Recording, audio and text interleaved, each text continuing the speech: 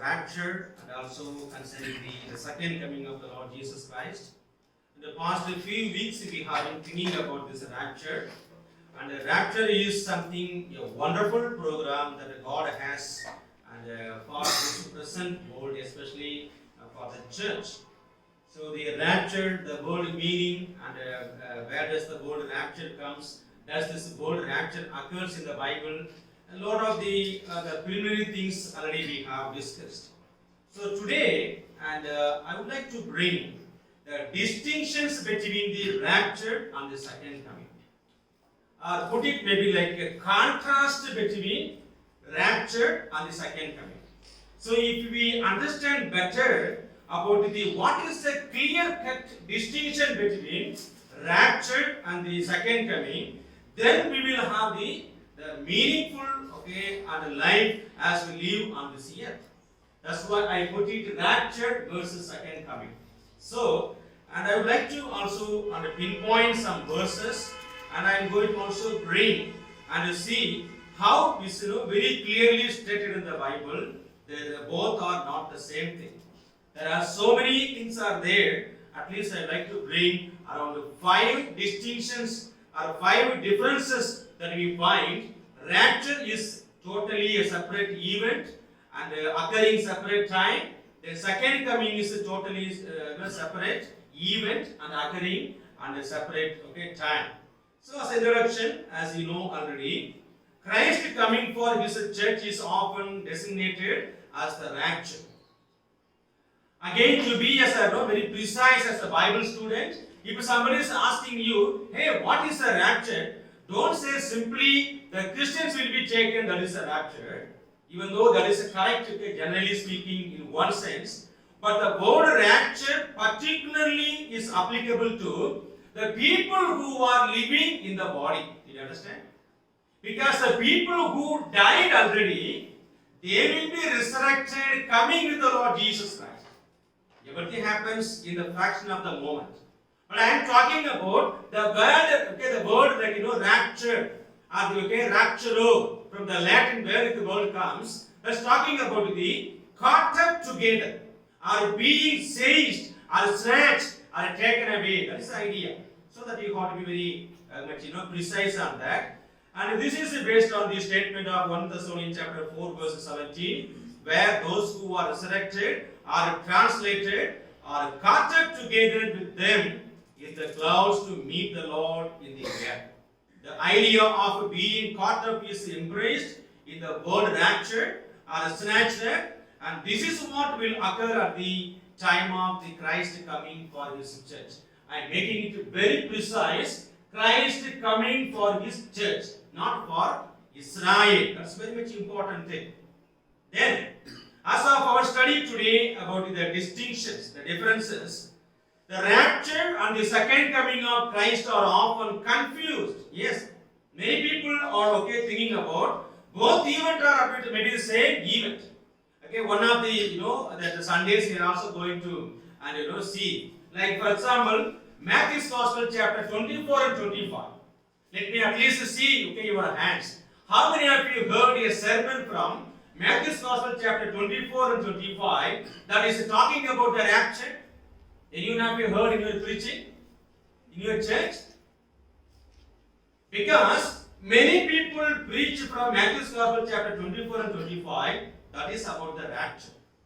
But we are going to see, maybe God willing, the coming Sunday we will take it up. And what coming the Matthew chapter 24 and 25 is talking about. Because people are getting confused. They use the word interchangeably, rapture and the second coming in all the places. Sometimes it is difficult to determine whether your scripture is referring to the rapture or the second coming. For us to understand the scriptures clearly, it is very important to differentiate between these two. I don't know how often you are able to understand. Let me see whether you are able to understand. Are you able to get that idea? Last day, day of the Lord. Both are same or different? Okay? Come on. Okay. Prabhu says, okay, it's a different. Both are same or different? Did you understand? L-O-R-D, opposed to yes. Last day, then day of the Lord. Both are same or different? Both are different. Like it's look like okay, the same thing, right? Like we can say like a word of God and the God's word. Both are same, right? Word of God and God's word. Like I am using the genitive case, that's it. Whether of God or maybe okay, God's, both are genitive. You know that the grammar. It looks like a same, but you see, Bible does not make any okay, mistakes. Wherever the second coming of the Lord Jesus Christ talked about in the terms of the judgment, it is always a day of the Lord. Whenever it is talking about the Christians, okay, coming and worshipping, it's talking about last day. You understand? In book of Revelation chapter 1, we read about John the Apostle. He says, when I was in last day, he says, right? When I was in last day, I was taken up in spirit. That means, if the Apostle John was in the judgment day, no. And he was representing very much the church. And Apostle John was not talking about the judgment day. Day of the Lord also talking about the day of wrath. The God is going to be, and pouring his wrath upon the people. But whereas the last day is talking about that Christ day. And where Christ is going to come for the church, or maybe where every Sunday, even the Sunday also sometimes is known as the last day. And so we need to understand the clear distinction between these two, rapture and the second coming. Now, and before we go to that, I want you to just understand these 5 things. And you want very much clear about this. If these 5 questions are very much clear in your mind, then what we are going to now discuss, in this time, that may make very meaningful thing in your life. First of all, where he returns is very much important. Location of Christ coming, right? Where is he going to come? Is he going to come down to this earth? Or is he going to come only in the middle? That really matters. Because if you don't understand where he is going to come, simply talking about he is coming, where he is coming, I don't know. That's what sometimes you say. We should know where Christ is going to come. That's the location. Second, who does he return with? That's very much important. Is Jesus coming alone? Or is he going to come with many people? Because that is very much important. That's why the Bible also makes very clear distinction. If Jesus Christ is going to come alone, then that is talking about something else. If Jesus Christ is going to come with his saints, that's again talking about something else. Then number 3, and why does he return? That's a very, very important thing. We all are waiting for Christ coming, right? Are you waiting for Christ coming? All of you? Yes. Then we have to have a purpose. Why he is coming? And why we should wait for Christ coming?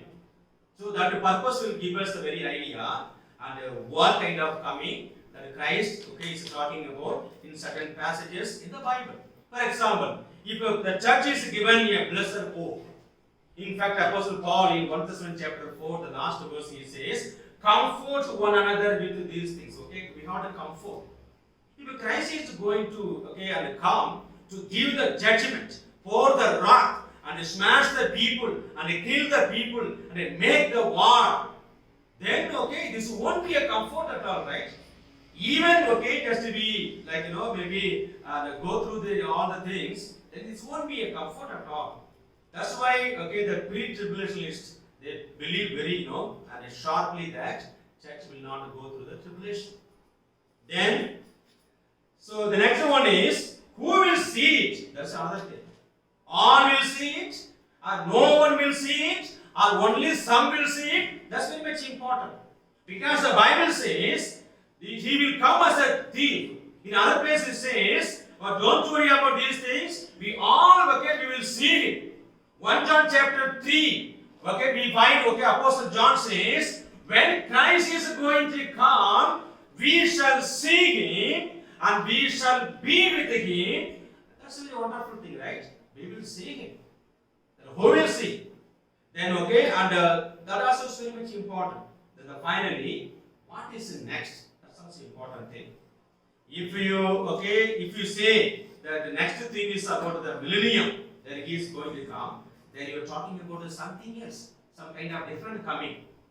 If you think about millennium, when Christ is going to come, the next event is millennium.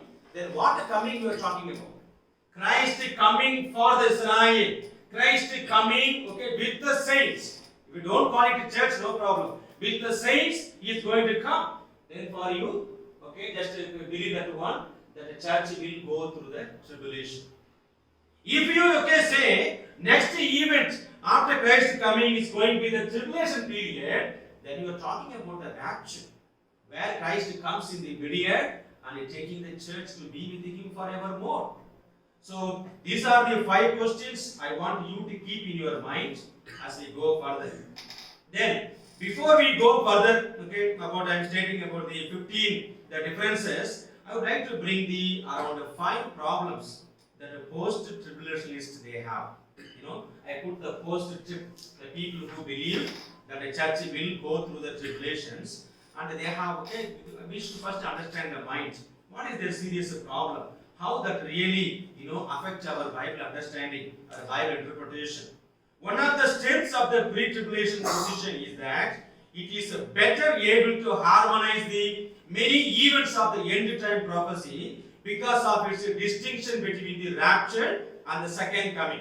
For example, I believe the pre-tribulational theory, or pre-tribulation time, basically. So, I can interpret and arrange the event very systematic. For example, for me the next event is rapture. I will be taken. Then after that, there will be Bema judgment. During at the time, there will be 7-year tribulation. Then, who will be appearing in the beginning of 7-year tribulation? Antichrist. He will make the covenant with Israel. Then the middle of the 7-year tribulation, he will break the covenant. Then the great, the persecution will take place. At the end of the tribulation, after the Bema judgment is over, then I am going to come with the Lord Jesus Christ. I mean, the entire church, and we are going to come with the Lord Jesus Christ. There is going to be a war between Christ and the Antichrist, forces. Then at the end of the war, Antichrist and the false prophet will be caught. They will be cast alive into the eternal hellfire. Then after that, he will be binding the Satan and casting him into the bottomless pit for 1,000 years. Then the Old Testament saints will be resurrected. The church will be already in the glorified body. Then the tribulation saints who are already martyred, they also will join. Then the people who had the physical body passed through the tribulation, both the Gentiles who confess the Lord Jesus are stood for Christ, and also the Israel people, they will enter into the millennial kingdom in their physical body. See, I have all the events. Then after the millennial kingdom is over, then the Satan will be loosed from the bottomless pit. Then he will quickly go and gather the 4 corners of the gate through the Gog and Magog. There is going to be another world war, maybe a great war. Again, but this time there is not going to be a bloodshed. That no, Christ will bring the fire from heaven and quench them all. All will be killed. Then there is going to be a great white throne judgment.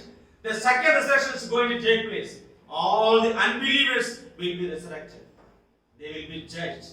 And Revelation chapter 20, the last couple of verses, we read that those whose names are not found in the book of life will be cast into the eternal hellfire. Then this world, heaven and earth, will be annihilated or maybe destroyed. And Christ is going to create the new heaven and new earth. We are going to be with Christ forevermore in the new heaven, new earth, in the eternity. So I have all the events one after another systematically arranged and harmonized. But the people who believe in the post-tribulationism, and they have a lot of the problems. That's what when we are going through those 50 distinctions, you may be able to understand that. One of the strengths of the pre-tribulation position is that it is better able to harmonize the many events of the end time prophecy because of its distinction between the rapture and the second coming. Normally, the post-tribulationists do not even attempt to answer such objection and a few and that try and struggle with the biblical text. Yet the pre-tribulationists do not encounter the difficulties in providing answers.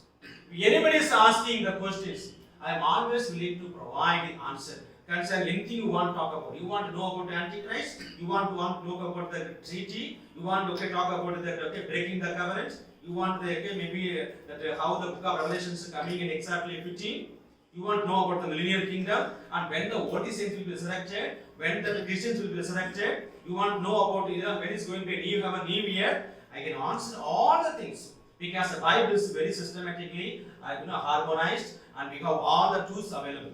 But if you ask all the questions to the post-tribulationists who do not believe the rapture, who do not believe the church will not go through tribulation, rather church will go through tribulations. They will be and having the butterfly in their stomachs. I mean, very much fearful for answering the questions. So, and I would like to bring this, the 5 problems, which is a very serious problem from them.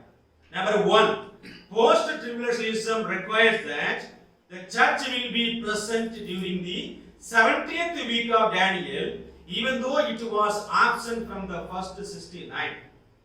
Remember, I used to say one famous quotation in our Bible interpretation class. When the plain sense of the scripture makes a plain sense, it seeks no other sense. If at all it seeks any other sense, that will never ever be called the common sense, but nonsense. See here, it is very much clear, Daniel chapter 29, 24 to 27. And the Lord told very clearly through his angel to Daniel, "O Daniel, 70 weeks are determined upon your people and upon your city," or the holy city. What is your people? 100%, it is talking about Israel. What about upon your city or holy city? And surely talking about the Jerusalem. Now the question comes then, if the church will be part of the tribulation, or church will go through the tribulation, then how can you justify that where you will take back the church into the Old Testament time, where already 69 weeks over, when the Messiah was cut off on the cross? Was there church in the Old Testament? He said no, but the post-tribulationists, in order to explain that, they say Old Testament was Israel, the New Testament it is now the church. Both are same, but nowhere in the Bible that we find that the word church, the concept of what we find in the New Testament is used in the Old Testament. They used to have the assembly of Israel. Yes, assembly or church of Israel. That assembly is not the assembly we find in the New Testament time. Just a gathering, mass gathering in the wilderness, wherever they camped in different places in the wilderness. But other than that, we don't have the term church used in the Old Testament as we have in the New Testament. As I told you also the beginning of our the series of studies, the Greek word used oikomedoso, I will build, is indicating that something which was never existing before. That's why the word used in the future active indicative, oikomedoso. If something existed in the past already, then Christ will have told what? I will continue to build my church. As though church already was existing before, now he is continuing to build the church. But it's the totally new program. Jesus said, I will build my church. That exactly, and began on the day of Pentecost. So you see here, this is in spite of the fact that Daniel 9:24 says that all 70 weeks are for Israel. Pre-tribulationism is not in conflict with this passage, since the church departs before the beginning of the 7-year period. Did you understand? When the 7-year tribulation period is going to take place, that is the 70th week of 70 weeks of Daniel, which is only for Israel, church will not be on this year. So there's no any kind of conflict, there's no any confusion, there's no any differences, there's no any kind of contrast here. Why? Because 70 weeks are for Israel. What is the business for the church there in that the program which is for Israel? That is why, and we believe very strongly, this church will not be in the tribulation period. Now the second, that the problem what they have is post-tribulationism must deny the New Testament teaching of imminency that Christ could come at any moment. I tell you, what does this mean? Imminency means any time Christ can come. We believe, right? What your pastor is preaching, maybe I am preaching, that's why maybe to you. We have to be prepared anytime Christ will come. Maybe tonight Christ will come. Maybe tomorrow Christ will come. Next week Christ may come. Maybe he may come, any moment. You do not know. That's what the imminency of the Christ coming. In fact, if you read the 1 Thessalonians, even the Apostle Paul's writing, first century AD, the Christians were expecting the Christ coming. That is the beauty of the preparation of the church and the expectation of the church. Blessed hope of the church. Christ will come, or Christ may come any moment of my life. Because John's Gospel chapter 14, he says, I will go and prepare a place for you, and I will come and take you to be with me where I am. So Christ is going to come. When? Any time. That the imminency is very much important. But for the people who believe church will go through the tribulation, there is no imminency. You cannot say, okay, Christ, when he will come. Why? Because if you say that one no, and any time Christ will come, that is not applicable for the people who believe church will go through the tribulation. Then you know when Christ will come. When Christ will come. The church is going through the tribulation. When Christ will come? At the end of the tribulation, right? Do you need to eagerly wait maybe tomorrow, day after tomorrow, something like that? No, you don't need to wait. You know that one. When the 7 years are over, Christ will come. That's very much clear in the Bible. Book of Revelation chapter 19 is talking about that coming only. Christ is going to come as a King of Kings and the Lord of Lords. Book of Jude verses 14 and 15, the same thing. So that's the problem what these people they face. They will not believe the imminency of Christ coming for the church. If that thing they will not believe, their life will be very miserable, because when Christ is going to come. When? At the end of the tribulation. Then what kind of life you can live now? Oh, you have now license free. You can live anything because you are not bothering about that. No, the Christ will come like a thief. The Christ will come in an unexpected way, maybe any moment of our life. And that's the teachings of the Bible. The third problem is that post-tribulationism has no answer to the problem of who will populate the millennium if the rapture and the second coming occur at the same time. That's another biggest problem what they have. Church will go through the tribulation. Israel also will be in the tribulation. And what about the people who will be populating in the millennial kingdom? Since all believers will be translated at the rapture and all unbelievers are judged, because no unrighteous shall be allowed to enter the Christ kingdom, the millennial kingdom, then no one would be left in the mortal bodies to start the population and for the beginning the millennial kingdom. It's very dangerous question, right? Church will be in the glorified body. Old Testament saints will be in the glorified state. Now, how the people will have the reproduction? How the people will beget the children? If the people are not going from the tribulation and entering into the millennial kingdom. So for the post-tribulationists, there is a problem for explaining and how the people will fill the millennial kingdom. What about the population of the millennial kingdom? If you read the book of Revelation, end of the millennial kingdom, the Gog and Magog will go and gather the people from the four corners of this earth, and there's going to be a great number of people, like the sands of the sea. Innumerable people are going to be gathering together to fight against Christ. Where will those people will come? And again they interpret from 1,44,000 people. Is it possible? That's certain things that they have to very seriously think about that. But the pre-tribulational viewpoint does not have any problem at this point. Why? Because the church will be raptured in the glorious state. The people who are passing through the tribulations, and they will be in the physical body entering into the millennial kingdom. The tribulation saints, Old Testament, the dead saints, and the church, we all will be in the glorified body. Then there will be 1,000 years, the kingdom of Christ. Then the fourth problem is that post-tribulationism is not able to explain the sheep and goat judgment in Matthew chapter 25. Have you ever read Matthew chapter 25? We have the sheep and goat judgment. What is that? At the end of the tribulation, the Christ will come and separate the sheep and the goat, separate the judgment is going to take place. The sheep will be comforted, the believing one, the goats will be and sent into the tormenting place, the unsaved ones. Then, if these people are facing about this one, how to explain, then one more thing is there. What about the judgment seat of Christ or Bema judgment? How do they explain? No idea. That's why the post-tribulationists, even though they see the both comings as a one coming, both rapture and the second coming, but they face a lot of difficulty to answer the questions. In Matthew chapter 25, 31 to 46, we read that the sheep and goat judgment is going to take place, and after. Then, as in the previous problem, how would there be any believers in the mortal bodies if they were raptured at the second coming? And who will be available to enter in the Christ kingdom? Did you understand the logical problem?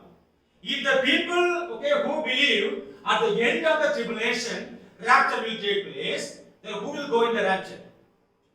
All the believe, church will go, all the saints will go. Then for the sheep and goat judgment, where is the believing one to judge? Who is left now on this earth after the rapture? Only unbelievers. With the only unbelievers, Christ is going to have the sheep and goat judgment? God has separated all unbelievers. Where are the sheep to be separated? No sheep now. Why? Only everybody is raptured. Then, at the end of the tribulation, then they have a big problem. But if we say that rapture took place before the beginning of the tribulation period, then the people who physical body living during the 7-year tribulation period, both Israel and the people who trusted the Lord Jesus Christ, they will be coming in the category of the sheep. Then all other people who did not accept Christ, they will go in the category of the unbelievers. They will be cast into tormenting place. Then these people will be allowed to enter into the millennial kingdom. So we have no any problem on that. But if we believe the rapture is going to be at the end of the tribulation, and if you don't believe the rapture before the tribulation, and if you believe that one church will go through tribulations, then you have a big problem. Why? Because for the sheep and goat judgments, where will you get the believers? Because no believers will be left on this earth. If you believe at the end of the tribulation, the rapture will take place. That is very crucial, the question for these people. And where they will get. But the pre-tribulation system does not have any such a problem. Now, finally, one more thing is there, the fifth one. Since Revelation chapter 19, 7 and 8 indicates that the church, that is a Christ bride, Christ is our bridegroom, is made ready to accompany Christ to earth, and before the second coming, then how could this reasonably happen in part of the church is still on earth awaiting Christ coming? So now the question comes. Book of Revelation chapter 19 verse 14 is very clear. Now the bride is ready, bridegroom is ready, both of them are going to come now for the marching, right? The wedding march. Now, if Christ is going to come with his bride, then how it is possible? Already now, according to these people, where is the church now? Where is the church? No, in yet. In the tribulation period, right? Now Christ will come only alone there, right? For the marching, Christ will come then alone. Because we find Revelation chapter 19 verse 14, and Christ is going to come with his bride, the church. But if the people who believe when Christ is going to come, the church will be in the tribulation period, then what happens? A magic? Quickly disappearing and coming with Christ there from the earth? There's no any magical things are taking place there. Because the Bible and simply does not say that. Bible is very clear about church will be taken away from this world or translated from this world before the beginning of the tribulation period. So these are the 5 problems. Now I am going to indicate the around 15 differences between the rapture and the second coming of Christ. These are very short, very clear. You don't need any commentary to understand if you read those verses. Number 1, rapture. Christ coming at the rapture is to take the saints from the earth to Father's house in heaven. That's what we read in John's Gospel chapter 14, 1 to 3. I will take you to my Father's home, heaven. But in the second coming, the saints will come from heaven to this earth. Do you understand? The rapture, the saints will go from the earth. But in second coming, the saints will come from heaven to this earth. And we have a lot of references. I'm not going to read that. At least if you read Jude verses 14 and 15 is very clear where Christ is going to come with thousands of his saints. That is going to come down to this earth. And the book of Revelation chapter 19 and 7 to 8 and verse 14 are talking about the Christ coming to this earth. That is why we believe the rapture, Christ is not going to come down to this earth. Rather, we go in the mid-air and meet Christ. Right? There's something interesting. If you look at the Old Testament time, even though that Eliezer is bringing that bride, okay, that bride, who's the bride? Rebecca, right? And when that, that Isaac saw her from far, and was he telling, okay, Rebecca, come, I'm waiting for you here? No. He went, okay, and took her. You understand? It's kind of a concept. The bride is ready. The bride is, okay, on the way. Okay, we are just going. The bridegroom is taking us, okay, to be with him forevermore. Now, second, in rapture, believers are caught up with him in the air and in the clouds. 1 Thessalonians chapter 4, 13 and 13 to 18 is very clear. Where Christ is going to come in the mid-air with the voice of an archangel, with the trumpet of, and a trumpet sound. Then we find that believers will caught up with him in the mid-air or in the air. What about second coming? Jesus' feet touch the earth. Remember book of Acts chapter 1, we find that the apostles were like gazing up to heaven while Jesus Christ was ascending to heaven. The angels told, "Oh men of Galilee, why are you gazing up? Why are you looking up? The same Jesus whom you saw from your midst going away and ascending to heaven, he is going to come again. Don't worry about that.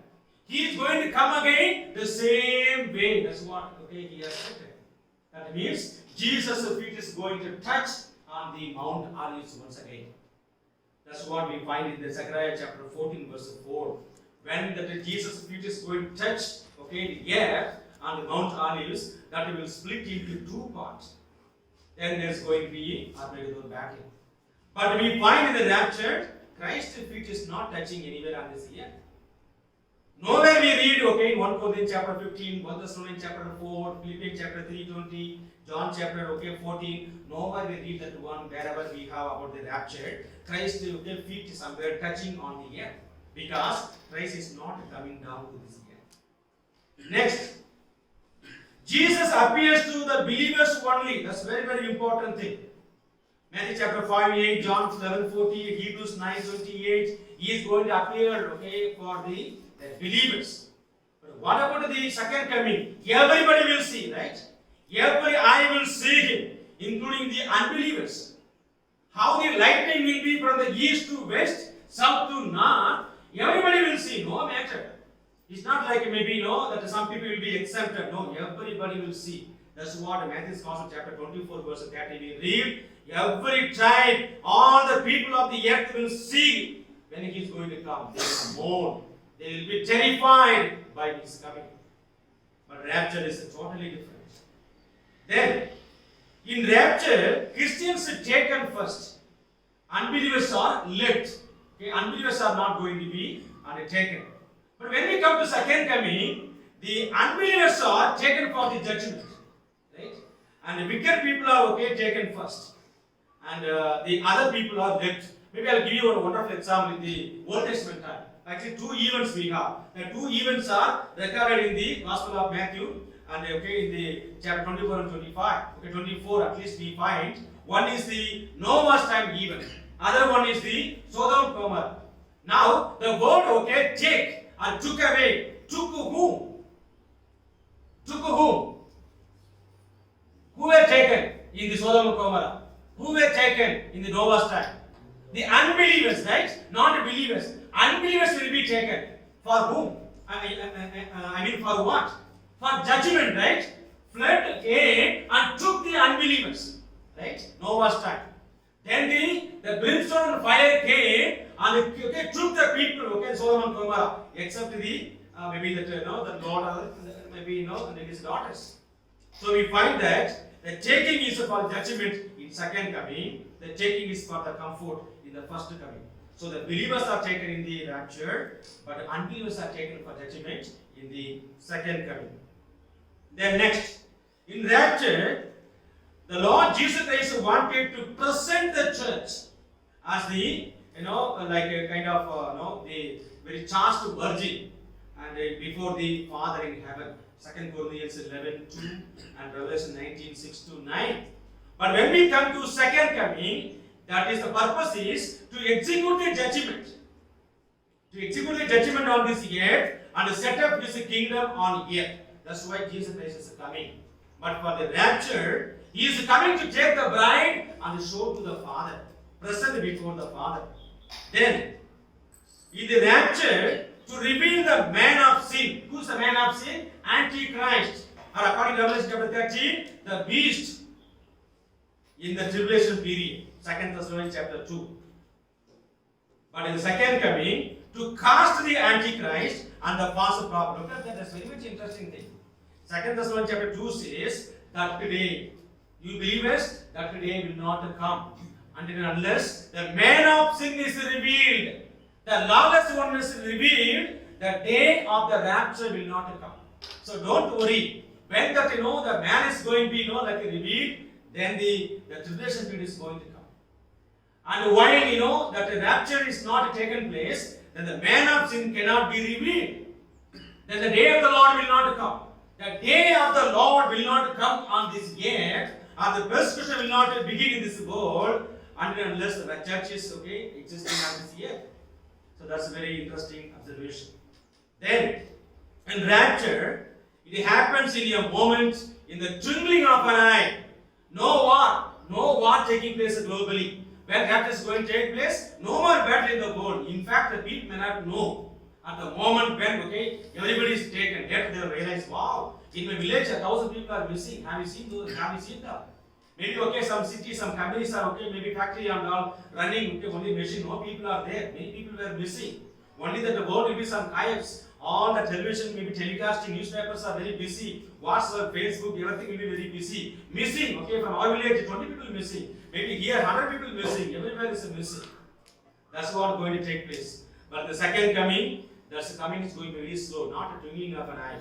There will be a war. Armageddon battle is waiting. And look at that. He is going to come from Edom, then to Bosra, then Megiddo. Probably, that valley only, the battle is going to take place. Armageddon battle. But that's very much clear. Then finally to Jerusalem. Then next, Christians are changed and get glorified bodies and go to heaven and do not marry and become the immortal. But in second coming, the people will be populating. People will be getting married. People will be begetting children. Because millennial kingdom, they will be drinking, they will be giving marriage, the people will grow. Then we have a problem then. If the church will be going through the tribulation, then church will be begetting children in the millennial kingdom then how? Just imagine the people who are in the millennial kingdom, the tribulation period, then they will be in the millennial kingdom then you have a problem. So you cannot make everybody to be raptured at the end of the tribulation. The next, Jesus is coming down from heaven with a shout for the resurrection and a trumpet noise. 1 Thessalonians chapter 4:16. But Revelation, when Christ is going to come down to this earth, we don't find any shout mentioned there. Then next, a resurrection takes place of all the saints to the immortality, where you are not going to die anymore. You are going to be living forevermore, to rule as a kings and the priests. 1 Corinthians chapter 15, 51 to 54, 1 Thessalonians 4, 13 to 18. And also we find the book of Hebrews and Revelation chapter 1 that we are going to be we are already now kings and priests. We are going to be the co-rulers of the Lord Jesus Christ. But second coming, the resurrection of the martyred tribulation saints to the immortality, who worship day and night in the temple of God. Revelation chapter 7. Then next, rapture occurs as a thief in the night. Already I have explained. No man knows the day or hour, the festival of the feast of the trumpets. But what about second coming? Occurs at the end of the 7 years tribulation. Exactly the day is predicted. Like after the second half of the tribulation, 3.5 years, or 1,260 days, that Christ coming is going to come. For what? Because of the abomination of the desolation. The temple is defined by the Antichrist. Then next, the rapture is and likened to the abduction of the bride during the Jewish wedding. Abduction means maybe a stealing. Somebody is maybe kidnapping. Okay, somebody is kidnapped, maybe no, the wedding is going to take place in the morning, but the bride is missing. Okay, somebody has kidnapped her. No, that's the word, okay, they used. And we find in the second coming is likened to the marriage feast. In fact, rapture is for marriage, but the second coming is for the marriage feast. Then the second coming is for the marriage feast. Then the question comes, when did the marriage take place? Did you understand? Then if you have no time, somewhere you can insert feast quickly at the end of the tribulation, quickly marriage, now they're coming for the feast. No, there's no like that. So the marriage took place maybe 7 years before. Now the marriage of the lamb, supper of the lamb is going to take place. Then next, in the rapture, the dead in Christ rise together with then the living will be changed into their new bodies and leave the earth to Jesus to meet him.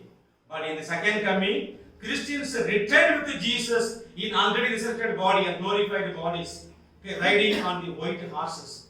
Book of Revelation chapter 19, verses 11 to 21, you can read there. Christ is going to come with the thousands of saints. That's talking about the church. They are going to come with Christ, not going to meet Christ. That is in rapture. Then in rapture, Jesus returns as a bridegroom, the Savior, to take her from the wrath. You will not go to tribulation. But what about second coming? Jesus returns on a white horse with the full of wrath. But the rapture to take from the wrath. Else, that become like a kind of a pre-wrath theory. This is and save us, not to enter into the wrath. That means before the tribulation period. Then next, the rapture for the church only, is taken. Those who are in Christ, both the dead and living, will be taken. But in the second coming, only the redeemed Israel and the Gentiles. That's very much clear in Matthew chapter 25 in the sheep and goat judgment. No church is indicated there. Then next, a message of a hope. That is the 15th one, the final one. The rapture is the message of the hope and comfort. That's why we all have been eagerly waiting for our Savior to come and take us to be with Him. What do you read in Philippians chapter 3, verse 20? Apostle Paul says, our citizenship is in heaven, right? We have been waiting for our Savior to come. If you don't believe the rapture, then you are waiting for Antichrist to come, right? Why? Because the tribulation period, Antichrist will be the ruler of this world. He is going to persecute. Then waiting for Christ has no meaning at all. After all, it's something like, after maybe like you are dead, somebody is coming and giving the water. Any use? No use. That's not a comfort. That's a mourning and weeping and lamenting. That's a very sad thing.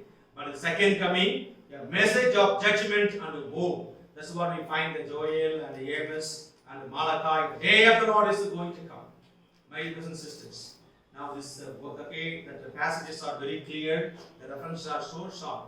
That was why in the book of Revelation, chapter 22, the last chapter, verse 20, we find that he who testifies to these things says, surely I am coming quickly. Amen. Even so, come Lord Jesus. Suppose imagine if everything is already known, what is the need of telling, behold, I come quickly.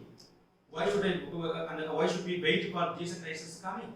Because we know if we believe in the church will go through tribulation, surely he is going to come at the end of the tribulation. So waiting for Christ coming will become the no meaning at all. So now let us and remember these things. God willing, next week we will take the Matthew's Gospel chapter 24, 25 together. We will just try to understand, is there that the passage talking about the rapture or not.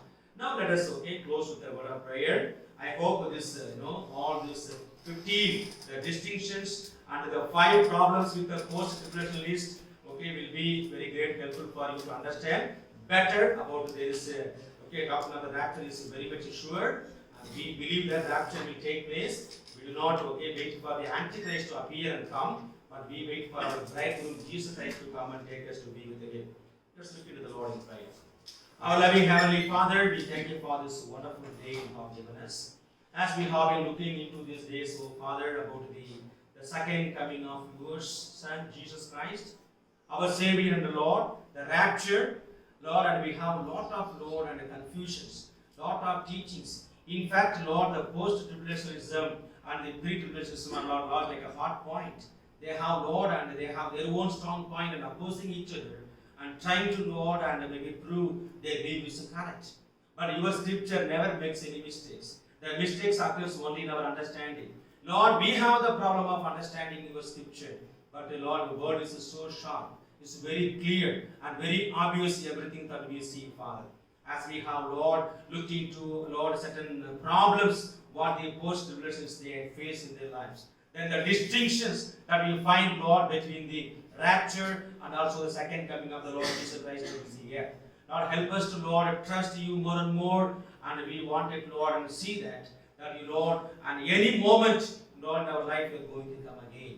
Lord, we give all the glory and honor to you, and bless all the believers of our church, and send them, Lord, heart full of joy and peace, and with this blessed hope, waiting for the Savior to come any moment of the Lord, their lives, and go on to be with him forevermore in rapture.